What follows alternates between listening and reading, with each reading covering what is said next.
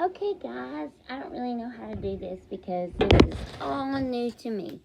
This is going to be called a YouTube thing on a day. It's not really a day in the life of Brandy because it's going to be a crazy day in the life of Brandy forever because I've decided that, after talking to a couple of people, you can't make this stuff up. You literally cannot make things that go on in my life up. So it's going to be random. It's going to be daily. It's going to be just a crazy, crazy trip down the road of me. And I don't even know how to begin this. I've never done this before in my life. And I've been thinking about writing a book. But I'm going to be honest. I hate to read. I don't even know where to begin how to write, nor do I even know how to do this pod thing, cast, talk on YouTube, whatever you want to call it. So I'm just going to start out this way, see how it goes, and we'll just go from there, guys. So anyway, just a little forefront of me, in case you don't know me. I'm Brandy Newman, live in the outer skirts of Birmingham, Alabama, if you can't tell. And one thing you'll figure out about me is I'm going to get on here just like me. This is me in the morning, out of bed, don't care how I look. And I come from a mom of, my dad left when I was 5 months old. I was raised by a single mom. I had a sister who was 6 years older than me, and my mom was very, let's call her foo-foo, even though foo-foo ain't really a good word, but she was very about the book. She was back in the old school, and she was from Jasper, Alabama. If you know anything about Jasper, that's where she was from, and they did things by the book.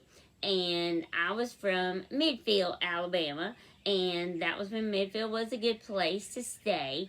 And so she actually raised us as a single parent her whole life, me and my sister both. And we did without a lot of stuff, and I try to tell my kids all the time that McDonald's was a treat for us. So my kids don't have a clue what that is. McDonald's, a treat, whatever. So like once a month we went to McDonald's, and that was like, wow. And for my birthdays, we went to Bonanza on the Bedford Superhighway, which was like the greatest ever. I get to go through the line and get a steak, and at the end they had this awesome bread that I got to have. And so my kids don't have a clue to what that was like. And, I try to tell them, but they don't get it, because they seem to be handed the world over and over again. And, my mom did the best she could, and she was the greatest mom ever. She did not date the entire childhood I had. Like, she didn't date at all. She was fully vested in her 2 children, raising us, getting us through life, and making sure we had everything we needed. She was not worried about a man or having to deal with a man. It was all about us. And I thank you, Jesus, I had a mother like that. Another little side note was she was not a Christian at all. But we lived next door to a very Christian lady. Of course, I didn't know because I was 5 months old. But she kept telling my mom about Jesus, and she ended up getting my mom into the world of going to church. And my mom got saved at like 31 years old, and that's when she had me. So from my childhood on, I was in church. Sunday morning, Sunday night, Monday night, Wednesday night, Friday night, Thursday, whenever those doors were open, I was there. I was raised Pentecostal. We went to Garywood Assembly of God when I was younger. Then we moved to Pleasant Grove, First Assembly of God, the rest of my, livelihoods or whatever. And so I was raised Assembly of God holy roller, whatever you want to call it, but I don't regret it at all. And my mom was completely dedicated to church and kids, and that was it. And so we never had like a crazy man showing up trying to be our dad or this, that, or the other. And I highly, highly am glad for that because we were her top priorities in life. And my sister moved out when she was 17, so that made me 11. And she was gone from that point on. And I'm going to give you a really quick synopsis of that.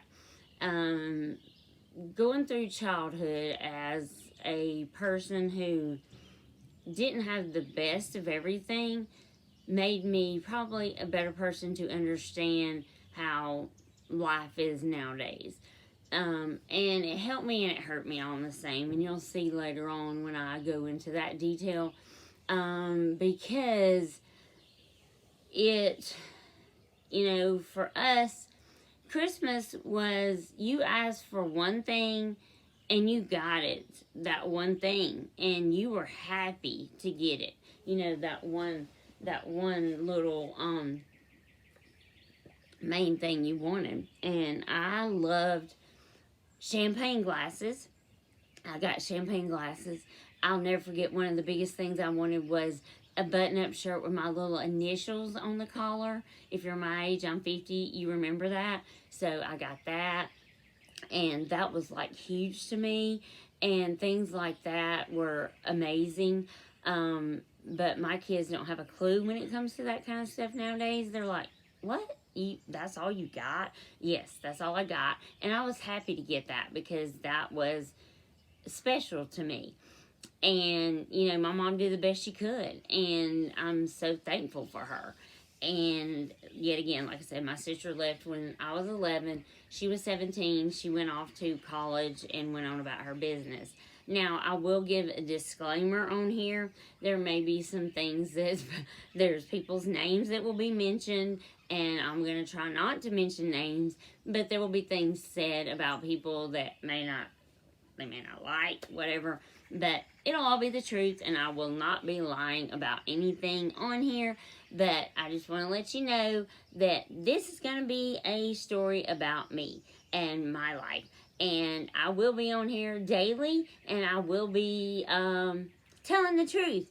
So it's a story about me and all the craziness that can go on in someone's life. So if you want to make it a day of feeling better about yourself and realizing that life can go wrong, but you can recover, listen to this, honey, because this is going to make you feel so much better, because I cannot make this stuff up on the daily. I cannot make it up. It's the craziest up and down story you will ever hear in your life. So stay tuned because it's going to get better. I promise you that. See you later. Bye.